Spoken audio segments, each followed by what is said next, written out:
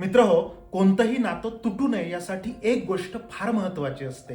ती गोष्ट जर आपल्याला आणि आपल्या जोडीदाराला जपता आली तर कित्येक संसार सुखाचे होतील. तुम्हाला काय वाटतं, नाती कशामुळे तुटतात? रागातून, तिरस्कारातून, कटकटीतून, भांडणातून? एक संशोधन असं सांगतं, जेवढी नाती रागातून, द्वेषातून, तिरस्कारातून तुटत नाहीत, तेवढी नाती केवळ एकाच गोष्टीमुळे तुटतात आणि ती गोष्ट म्हणजे गैरसमज. हे गैरसमज होतात कशामुळे? अर्थात कोणत्याही नात्यात संवाद नसल्यामुळे. जेव्हा नात्यांमध्ये संवादाची जागा वादविवाद घेतात आणि या वादविवादामध्ये तू बरोबर की मी बरोबर याच्यावरती चर्चा सुरू होते, तेव्हाच तुमचं नातं हरलेलं असतं. म्हणून कोणत्याही नात्यामध्ये तू बरोबर की मी बरोबर, अर्थात कोण बरोबर याच्यापेक्षा काय बरोबर याच्यावरती चर्चा होते, याच्यावरती सुसंवाद होतो. त्यावेळेस तुमचं नातं अजून घट्ट होतं, अजून समृद्ध होतं.